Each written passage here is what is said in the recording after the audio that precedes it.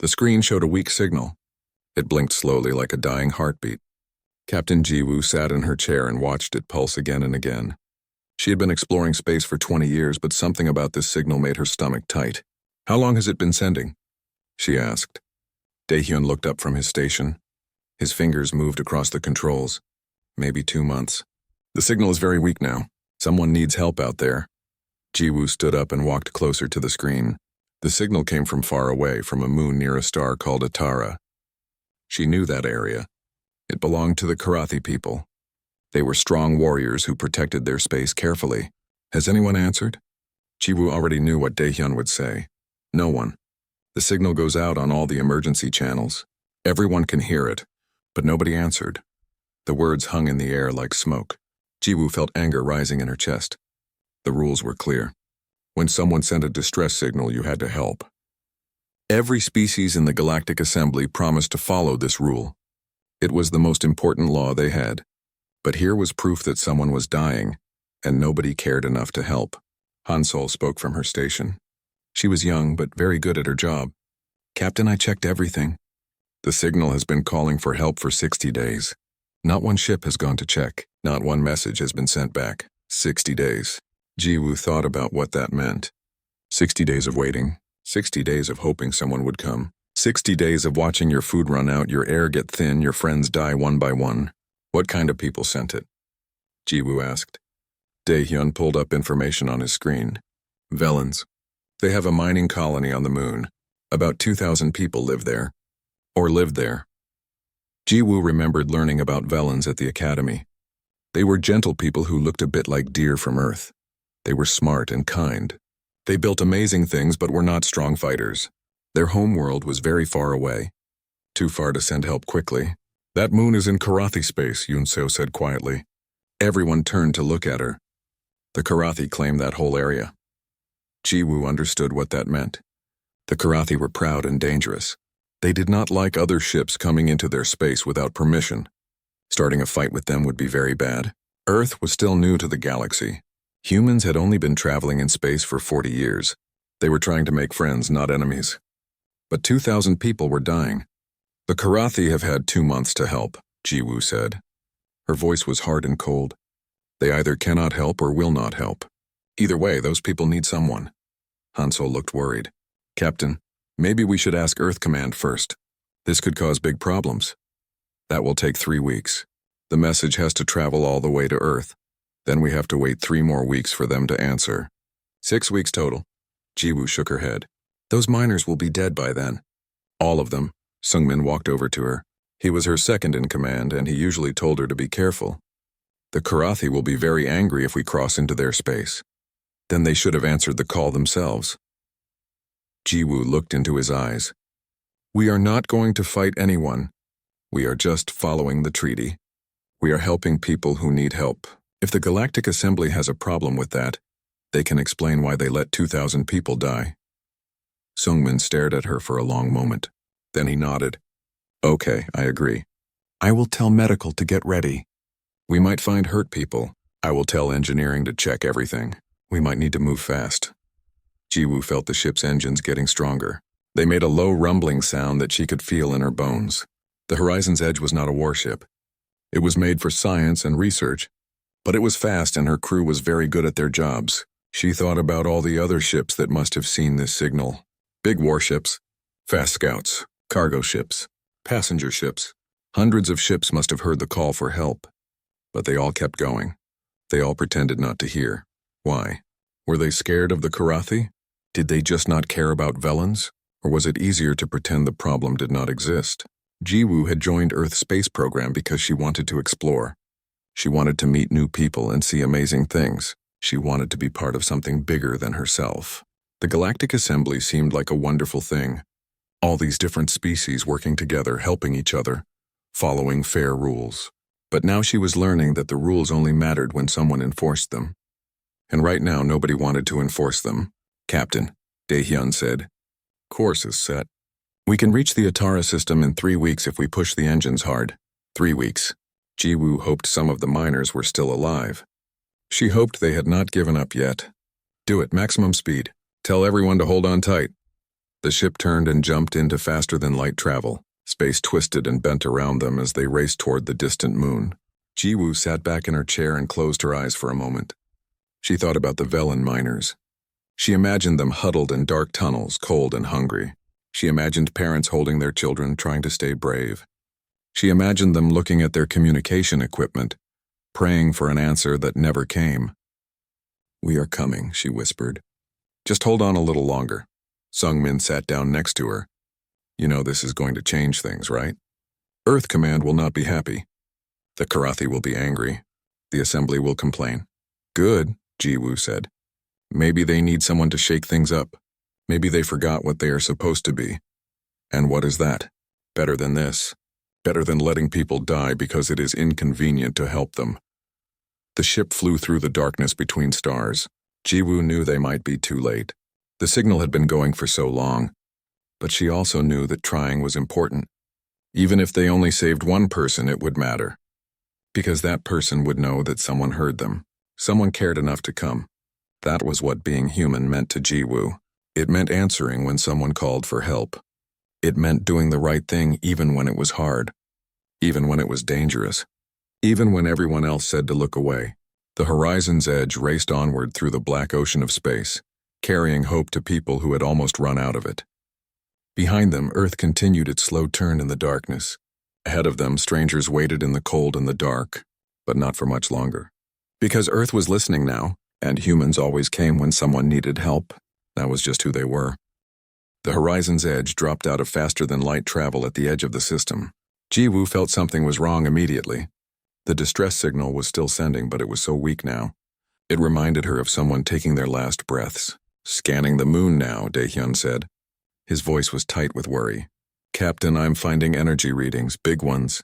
From weapons." Jiwoo's hands gripped the arms of her chair. "What kind of weapons?" "Plasma weapons. The same kind that Karathi warships use." Daehyun looked up at her. His face was pale. "Someone attacked them." This was not an accident. Nobody on the bridge said anything. Jiwoo forced herself to breathe slowly. She needed to think clearly. "When did it happen?" "About 60 days ago." Right when the distress signal started. Jiwoo felt sick. Someone had attacked these people and then left them to die slowly. "Are there any survivors?" Bora worked at her station. She was their science officer. Her fingers moved fast across the controls. "Yes, I am reading life signs. Not many, maybe 100 people. They are deep underground in the mining tunnels. 100 out of 2,000. Jiwoo closed her eyes for just a second. 100 people alive. That meant 1,900 were dead. 1,900 people who had called for help and gotten nothing but silence. "There is more," Bora said. "The orbital defense platforms are still working. But someone changed them. Now they shoot at any ship that tries to land on the moon." Sungmin understood immediately, including rescue ships. This was not just an attack. This was murder. Someone wanted those miners dead. They wanted to make sure nobody could save them. They had left them trapped like animals, waiting to die slowly from hunger or cold or bad air. "Can we get past those platforms?" Jiwoo asked. Joongi was their weapons officer. He shook his head. "Not easily. There are 6 platforms. They cover every way down to the moon. They are old Karathi designs, but they work well. Can we destroy them? Yes, but it would take time. And they would hurt our ship. The platforms have strong shields. Every minute they waited, someone might die down there. The survivors were running out of time. Running out of food. Running out of hope." "What if we do not fight them?" Daehyun said. Everyone looked at him. "What if we just go through fast and take the hits? Our shields are strong. We fly down fast, get the people, and leave before the platforms can kill us." It was a crazy idea, but it might be their only chance. "Engineering," Jiwoo called. "How much damage can our shields take?" Taehyung's voice came through the speaker. He sounded worried. "Captain, I really think we should not—" "How much, Taehyung?" A pause. "Maybe 5 or 6 hits before the ship starts breaking. More if I take power from other systems and give it all to the shields." "Do it. Take power from everything except engines, shields, and life support." Jiwoo looked at her crew. "We are going in. One chance. We get everyone we can and we leave. No delays." "What if the Karathi come while we are down there?" Han Sol asked. "Then we deal with it." Jiwoo sat down and strapped herself in. But I will not leave those people to die just because we are afraid. Red alert. Everyone to rescue stations. Daehyun, find the fastest way to the surface. Medical, get ready for a lot of hurt people. Alarms started ringing through the ship. The horizon's edge turned toward the moon. On the screen, Jiwoo could see the platforms starting to track them. Lights appeared on the platforms as their weapons charged. Here we go, Daehyun said quietly. The first blast hit their shields like a giant hammer. The ship shook hard, but the shields held. Then the second hit came. Then the third. Shields at 60%, Jungi shouted over the noise. 4 more shots coming. Daehyun tried to dodge, but the platforms had them surrounded. There was no way to avoid the blasts. They could only take the hits and keep going. 30%. Captain, we need to go back. No, keep going. Jiwoo held on tight as another blast rocked the ship. Sparks flew from a broken console. The smell of burning electronics filled the air. How close? 15 seconds to the atmosphere. Shields at 20%. The platforms kept firing. Warning lights flashed everywhere. The air started to smell like smoke. 10 seconds. Another hit. The lights went out for a second before the backup power kicked in. Shields critical. Captain, 5 seconds. One more blast caught them as they entered the atmosphere. The shields broke with a sound like glass shattering. The ship screamed as the hot plasma hit the hull. But they were through. They were falling toward the surface, trailing fire and pieces of metal. We made it, Daehyun yelled. Landing will be rough, but we are. The ship hit the ground hard. It bounced once, then skidded across the moon's surface before finally stopping. Alarms were still ringing. Jiwoo could hear air hissing from somewhere. She unbuckled herself. Damage report. And find those survivors. We do not have much time. The mining facility looked like a tomb. Jiwoo led the first team through the corridors. Emergency lights made everything look red and scary. Behind her, Kyung-soo and his medical team followed carefully. Life signs are coming from Section 7, Bora's voice said through the radio. Deep in the tunnels. They sealed themselves in. Smart, Jiwoo thought. When the attack started, they went as deep as possible. The rock protected them from the weapons, but it also meant they were trapped. Captain, look at this, Sungmin called. Jiwoo turned a corner and stopped. The main living area was completely destroyed. The walls were melted. The ceiling had fallen down. Whatever hit this place had been thorough and cruel. This was not a warning, Sungmin said quietly. Someone wanted them all dead. Through a broken window, Jiwoo could see more destruction. The mining equipment, the food-growing areas. Everything was just twisted metal and ash now. They went deeper into the facility. Finally, they reached a heavy door. Jiwoo could hear sounds on the other side. People moving. The first sign of life they had found. This is Captain Jiwoo of the Earthship Horizon's Edge, she called out. Her translator turned her words into the Velen language. We got your distress call. We are here to help. Nothing happened for a long time. Then the door started to open slowly. Jiwoo saw thin, pale faces staring at them. The Velens looked like deer that walked on 2 legs. They had large eyes and gentle features, but these Velens looked half dead. They were starving. Their eyes were hollow and empty. An old female Velen stepped forward. She held a translator in her shaking hands. You came. After so long, someone finally came. How many are you? Jiwoo asked gently. 93. We were over 2,000 when they attacked. The Velen's voice broke. The bombing went on for hours. We tried to escape, but the platforms shot down our shuttles. We sent the call for help and waited. We waited so long. You are safe now, Jiwoo said. She hoped it was true. We are taking you away from here. Can everyone walk? Most of us. Some are hurt. The children. Of course there were children. Jiwoo felt anger burning inside her. Kyung-soo, check them. The medical officer moved among the survivors with his equipment. His face got more worried as he worked. Severe malnutrition. Breathing problems. Hypothermia. They have been burning whatever they could find to stay warm. We need to move them now, Captain. Do it! Everyone who can walk, come with us. Carry the rest. Jiwoo changed to shipwide radio. Taeyang, how are repairs going? We got the hull fixed, but the shields are still broken. I need another hour at least. You have 30 minutes. Those platforms know where we landed. As her team started leading the survivors back through the facility, Jiwoo stayed with the old Velen. I need to know what happened here. Who attacked you? The Velen's big eyes filled with tears. We do not know. We never saw ships, only the weapons fire, but... She stopped. But what? We found something. In the deep mines. 3 days before the attack. We found a ship. An old one buried in the rock. Very ancient. From before the Karathi came to this space. We told the assembly like we were supposed to. We followed all the rules. We were going to study it carefully. Her hands squeezed tight. Then the bombing started.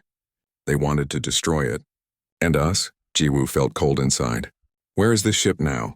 Buried under thousands of tons of collapsed rock. They made sure nobody would ever reach it. The Velen looked at Jiwoo with desperate eyes. You believe me, right? We did nothing wrong.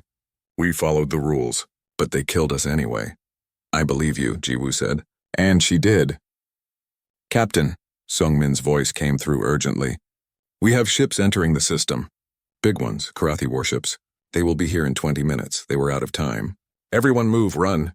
Jiwoo grabbed the old Velen's arm and helped her walk faster toward the exit. Behind them, she could hear the platforms powering up again. They ran through the ruined facility. Jiwoo helped the old survivor while her crew got everyone else toward the ship. Behind them, the platforms started firing. One blast hit nearby and threw up moon dust everywhere.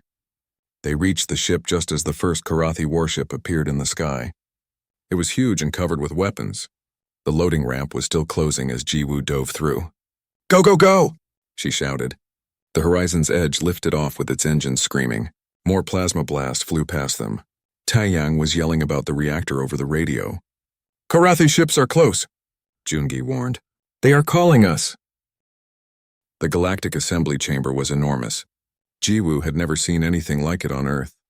The hall stretched up and up into impossible shapes. Strange glowing organisms lit the space with soft light. Delegates from 63 different species sat in their special seats. Some sat normally, some floated in tanks of liquid, some lay coiled on heated platforms. Ambassador Yoonji stood at the human platform. She wore formal diplomatic robes. Her face showed no emotion. Behind her, Jiwoo and her crew stood in their uniforms. The 93 Velen survivors sat on a special platform where everyone could see them. Yoonji waited until all the translator systems were ready. Then she spoke. Her voice was carried through the hall in every language at once.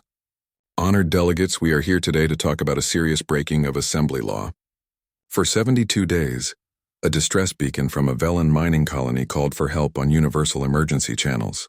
For 72 days, that beacon went unanswered by every member species except one. She paused. Jiwoo could see delegates moving uncomfortably in their seats. The human vessel Horizon's Edge was on a normal research mission. They heard the signal and responded as required by Assembly Treaty Section 4, Paragraph 12. This law says all member species must give aid to any vessel or colony in distress, no matter where it is or who owns the space. Captain Jiwoo and her crew acted with honor. They saved 93 lives. They put themselves in great danger to do this. The Karathi delegate stood up. He was huge, maybe 8 feet tall, covered in armor plates. His name was Varketh. The humans violated Karathi territorial sovereignty without permission. This is an act of aggression under assembly law. Yoonji did not even look at him. Counselor Varketh, perhaps you could explain to this assembly why your species failed to respond to a distress call in your own territory for over 2 months? The colony was under quarantine protocols. Show me the documentation. Varketh's mouth parts clicked together. He sounded frustrated. The situation was classified for security reasons. How convenient. Yoonji pulled up a holographic display. This is the communication log from the Velen colony. As you can see, they reported an archaeological find on day 0. They filed it properly through assembly channels as required. 3 days later, Karathi warships arrived and began orbital bombardment of the facility. No warning, no contact, no explanation. Whispers spread through the chamber.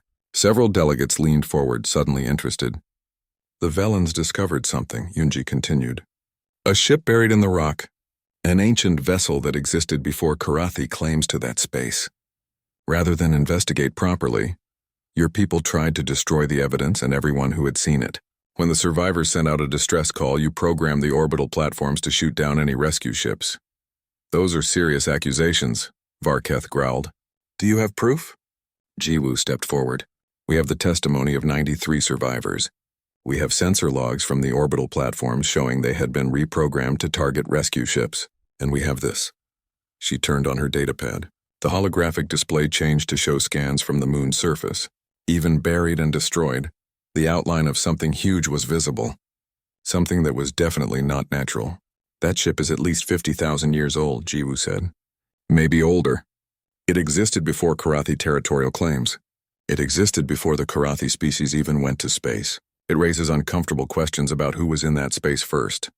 This is irrelevant, Varketh's voice boomed. The humans still violated our borders. Because you let 2,000 people die rather than admit you made a mistake. Jiwoo shouted back. You were not protecting anyone. You were covering up a massacre. The chamber exploded into chaos. Delegates shouted at each other in many languages. The assembly chairman raised multiple arms for silence. He was an ancient being that breathed methane gas. Order, we will have order. The chairman's translator made his voice sound like grinding rocks. Ambassador Yunji, these are extremely serious charges. If they are true, they represent crimes against living beings. We can prove they are true, Yunji said calmly. But that is not why we are here today. We are here because this assembly failed. For over 2 months, a distress beacon screamed for help. Every species in this chamber heard it. Every species chose to ignore it. She looked around the chamber, meeting the eyes of delegates from across known space. Why? Because it was in Karathi space and no one wanted to cause problems? Because the Velans are weak and have no powerful friends? Because helping them was not profitable or convenient? Yunji's voice got harder. Or because deep down you all knew something wrong had happened, and it was easier to pretend you did not hear the screaming. Silence fell over the chamber. Jiwoo saw delegates looking away, unable to meet the ambassador's eyes. Humanity is the youngest species in this assembly, Yunji continued. We have been traveling in space for less than a century. We came here eager to learn from species that have been traveling the stars for thousands of years. We thought we were joining a community bound by law, by honor, by shared values. She pointed to the Velan survivors. But we learned something important in the past few days. The rules only matter when someone is willing to enforce them. The law only has meaning when good people refuse to look away, and sometimes the newest voice in the room is the only one still capable of speaking truth. The old Velan Jiwoo had rescued stood up. She held her translator tightly. For 72 days we prayed someone would hear us. For 72 days we died one by one in the dark. We lost our children, our families. And we knew you all could hear us. That made it so much worse. Her voice broke, but she kept going. When Captain Jiwoo arrived, I could not believe it. The humans, the species everyone calls reckless and emotional and too quick to fight. They were the ones who came. They were the only ones with enough honor to answer when we called. Jiwoo felt her throat get tight. Around the chamber, she could see the impact of those words on the delegates. Shame seemed to be universal. The chairman was silent for a long time. Then he spoke. This assembly will investigate the Karathi actions thoroughly. If crimes were committed, there will be consequences. And we will also investigate why a distress signal was allowed to go unanswered for so long. The humans are correct. We have failed our own principles. Varketh stood up again. His posture was aggressive. And what about the human violation of our space? Will there be consequences for that as well? Yunji smiled. It was not a friendly smile. Actually, Counselor, we would like to discuss that. You see, Earth has decided to establish permanent patrol routes along the borders of claimed space in this sector. We will be responding to any distress calls that go unanswered by the local territory holders. You cannot. We can, and we will. If the Assembly will not enforce its own laws, humanity will do it ourselves. Yunji's voice was like steel. You wanted us to integrate, to follow your rules, to be good members of the galactic community. Well, we are. We are being better members than you are. The chamber erupted again. Some delegates voiced support, others yelled in anger. But Jiwoo noticed something interesting. None of the smaller species, the ones without military might or territorial holdings, were objecting. They were nodding, because they understood. They knew they could be next. And now they knew that if they called for help, at least one species would answer. As the assembly descended into debate that would likely last for days, Yunji turned to Jiwoo and her crew. You did good work, Captain. Not easy, but necessary. We just answered a distress call, Jiwoo said. That is supposed to be the minimum standard. In a perfect galaxy, yes. In this one? Yunji looked back at the arguing delegates. In this one, doing the right thing is apparently revolutionary. Jiwoo thought about the Velen children who had died waiting for help that never came. About the old woman's voice breaking as she described 72 days of abandonment. About the casual cruelty of a galaxy that would rather let people die than risk inconvenience. Then I guess we are revolutionaries, she said. Sungmin stepped forward. He had been listening carefully to everything. Ambassador, what happens now? Now Earth becomes the conscience this assembly seems to have lost. Yunji smiled grimly. We are building more ships, training more crews. We are young and reckless and emotional, so we might as well embrace it. Someone has to. The Karathi will not like it, Daehyun pointed out. The Karathi can join the list of species who do not like humanity's approach to galactic politics. It is getting quite long.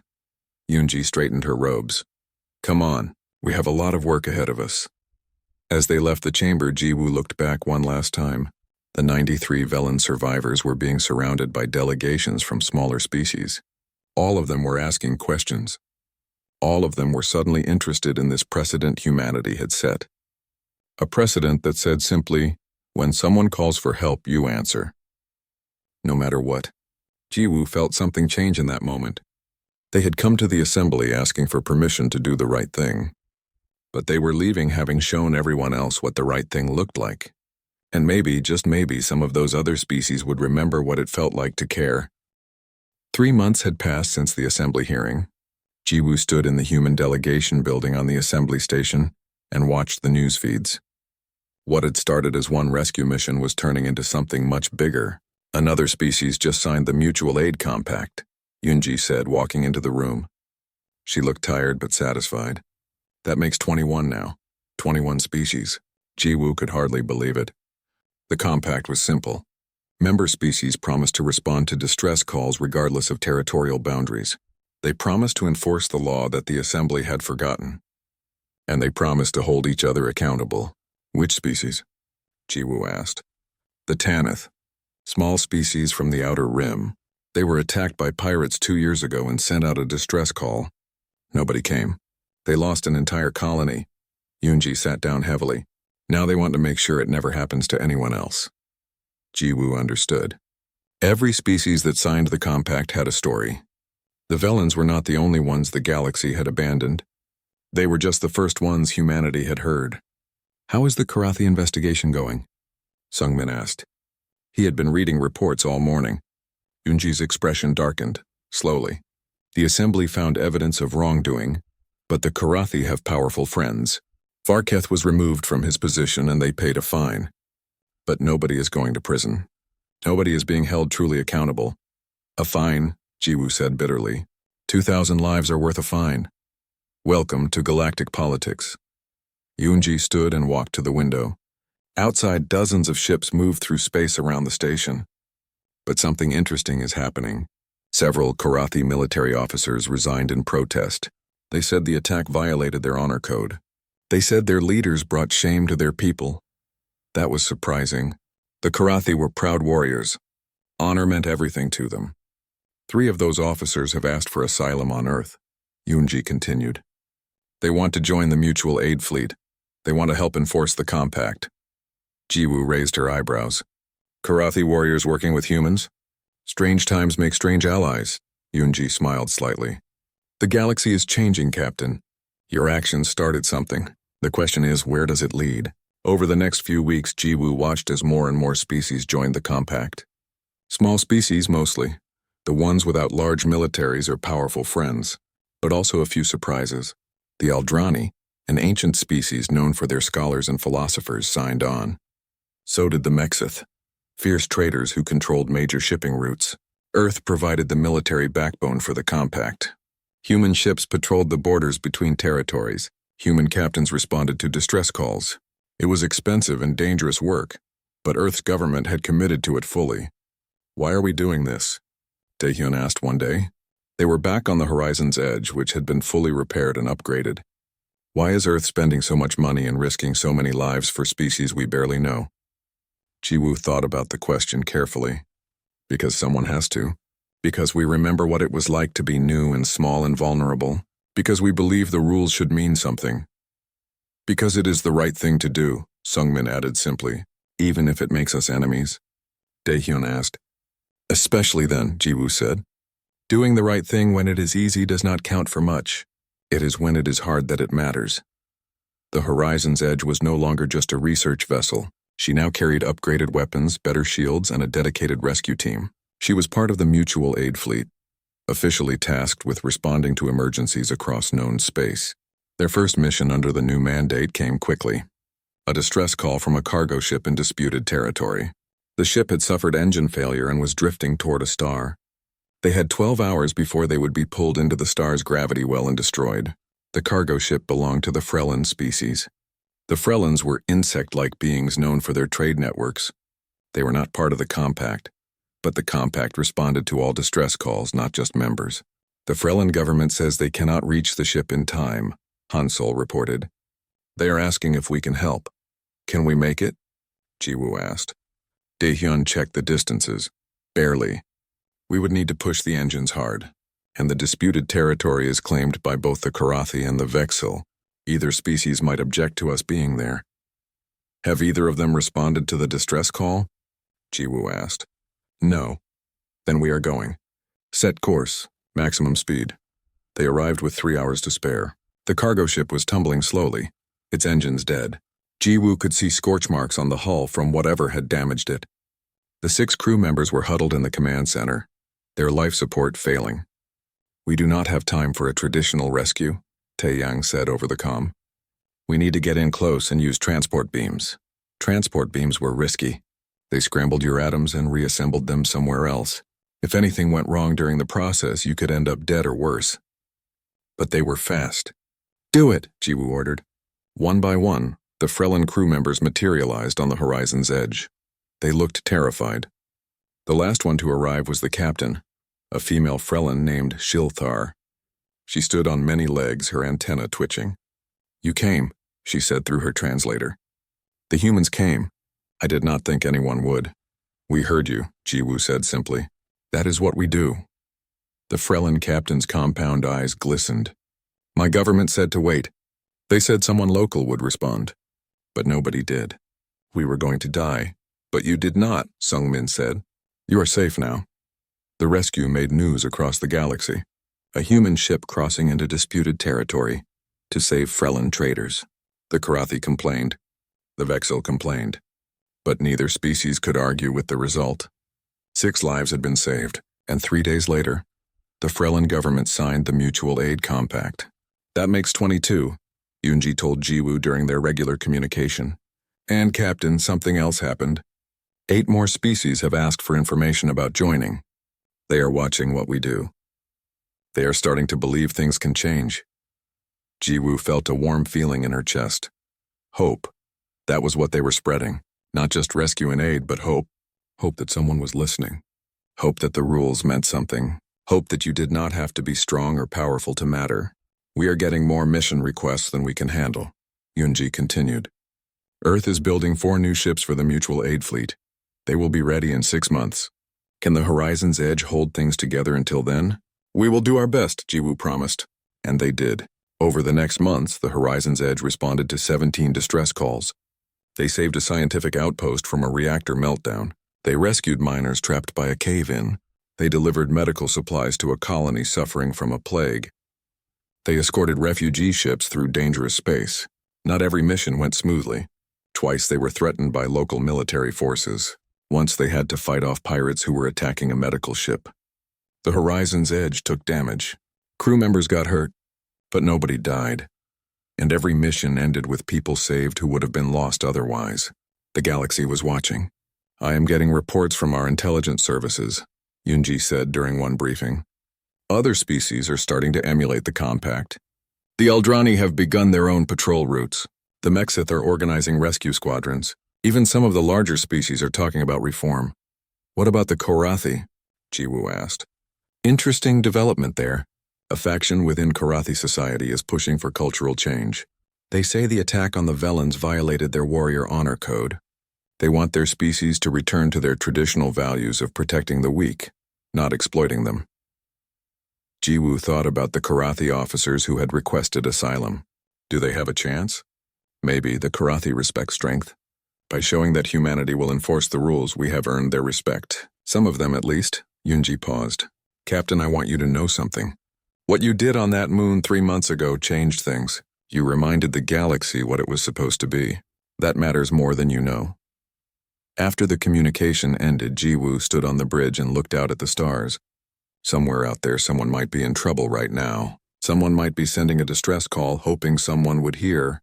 But unlike 72 days ago when the Velans called for help, now there was a good chance someone would answer. The mutual aid fleet was growing. More species were joining. The culture was changing. It was slow. It was hard. But it was happening. Captain, Hansel called out. We are receiving a distress call. Mining accident in the Plexa system. Multiple casualties. Jiwoo did not hesitate.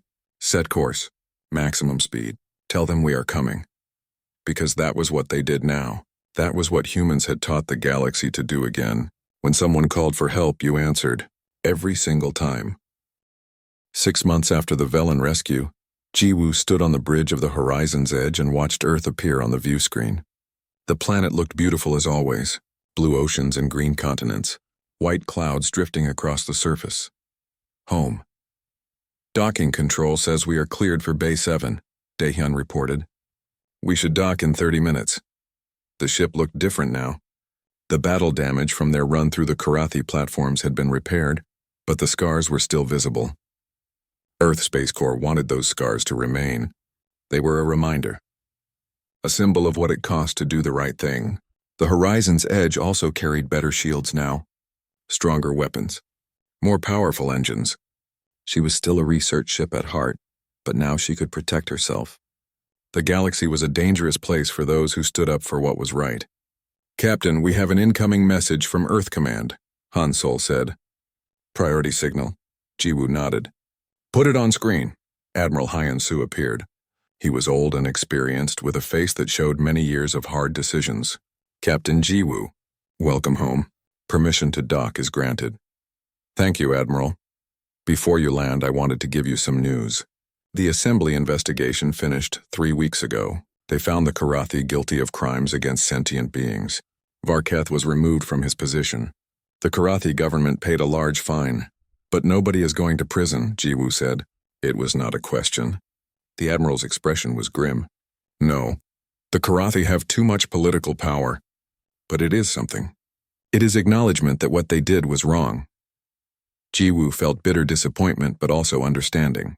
Change happens slowly in a galaxy this old and complex. There is more, the Admiral continued. 23 species have now signed the Mutual Aid Compact. 23 species committed to responding to distress calls, to enforcing the laws that matter. That is more than 1/3 of the Assembly. 23. Jiwoo had heard about some of them joining, but this was more than she expected. The smaller species mostly, Hyun-Soo said, but also some surprises. The compact is becoming a real force in galactic politics, and Earth is at its center.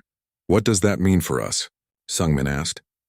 It means the Horizon's Edge is being officially reassigned to the Mutual Aid Fleet. You will be part of a task force dedicated to responding to distress calls and making sure nobody else gets abandoned like those Velans. Are you interested in this mission? Jiwoo looked at her crew. Sungmin nodded slowly. Daehyun was smiling. Hansol gave a thumbs up. Even Tai Yang, speaking through the comm from engineering, voiced his agreement. Yes, Admiral. We are very interested. Good. Report for briefing after you have had some rest. You and your crew have earned leave time. The Admiral paused. Captain Jiwoo, I want you to understand something. What you did out there mattered. Not just to those 93 survivors. To everyone who was watching. You reminded a lot of species what they are supposed to stand for. We just answered a distress call, sir. Exactly. You made the extraordinary ordinary again. You showed everyone that following the rules is not impossible. It just requires courage. The Admiral's image flickered. Welcome home, Captain. The screen went dark.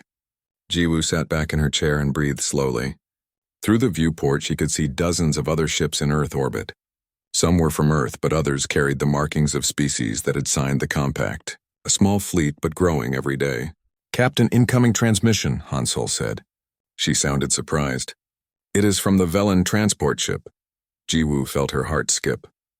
The survivors had been taken to a Velen colony world 2 sectors away. She had hoped they were doing well, but she had not expected to hear from them. Put them through. The old Velen appeared on screen. She looked so much healthier now.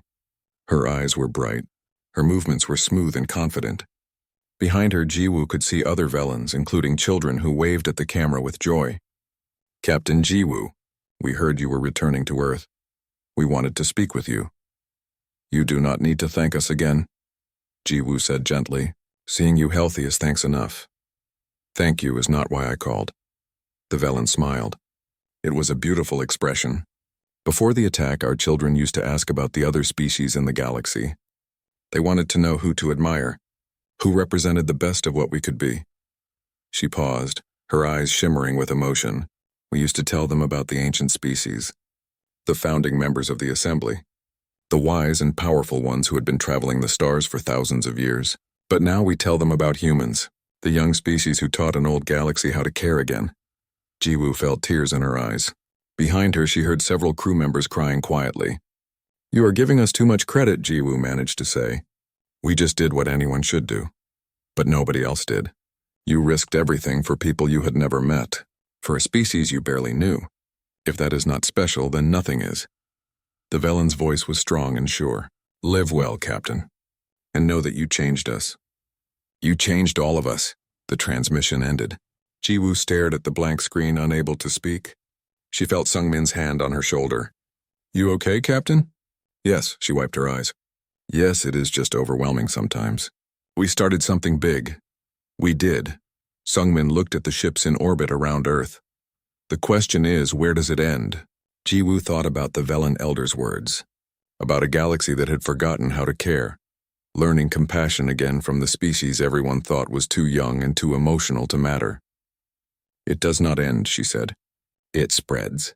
One distress call at a time, one species at a time, until answering when someone needs help is not revolutionary anymore. Until it is just normal. Just what everyone does." "That will take a long time," Daehyun said. "Then we better keep working." Jiwoo smiled. "Hansol, send a message to Earth Command. Tell them the Horizon's Edge and her crew are ready for our next assignment." "What should I tell them we are ready to do?" Hansol asked. "Tell them we are ready to show the galaxy what humanity does best." We answer the call. Every single time. As the Horizon's Edge moved toward Earth, the sun broke over the planet's horizon. Light spilled across continents and oceans. Somewhere down there, more crews were training. More ships were being built. More humans were preparing to spread the message that the galaxy had almost forgotten. Nobody gets left behind. Not on our watch. That was the human way. Young and emotional and sometimes reckless. Not as technologically advanced as some species. Not as wise as the ancient ones. Not as powerful as the warrior races. But humans had something else. Something that had become rare in the cold calculations of galactic politics. Something that made all the difference. They cared. They cared about strangers. They cared about the weak. They cared about following the rules even when it was hard. They cared enough to cross into dangerous space, to face angry empires, to put themselves in harm's way for people they would never meet again. And that caring was contagious. The Horizon's Edge docked at Earth Station 1 as the sun continued to rise. The station was busy with activity. Ships loading supplies, crews preparing for missions, diplomats from a dozen species meeting to discuss the compact. Jiwoo stood at the airlock and looked back at her ship. The scars on the hull caught the sunlight. Proof of what they had endured. Proof of what they had accomplished. "Ready, Captain?" Sungmin asked. "Ready." They walked into the station together. The crew followed behind them. They had 3 weeks of leave before their next mission. Time to see family, time to rest, time to prepare. But Jiwoo knew they would all be back. Because this was what they were meant to do. This was their purpose. Somewhere out there right now, someone might be in trouble. Someone might be sending a distress signal into the void, hoping desperately that someone would hear, someone would care, someone would come. And if that call went out while humans were listening, the answer would be the same as always. "We hear you. We are coming. Hold on." Because that was what Earth did. That was what humans had taught the galaxy to do again. When someone called for help, you answered. No matter how far, no matter how dangerous, no matter who said you should not, you answered. Because in a universe vast and cold and often cruel, That simple act of caring was the most human thing of all. And now, because of 93 Velen survivors and one ship that refused to look away, that simple act was spreading across the stars. The galaxy was learning to care again, and Earth would keep teaching that lesson for as long as it took, one rescue at a time, one distress call at a time, one life at a time, until the day when no call for help went unanswered, until the day when the silence ended, until the day when everyone remembered what they were supposed to be. Jiwoo looked up at the stars through the station windows. They stretched out forever, full of possibility and danger and people who might need help. "Let them call," she whispered. "We will answer." And somewhere in the darkness between stars that promise echoed. Earth was listening, and humanity always answered,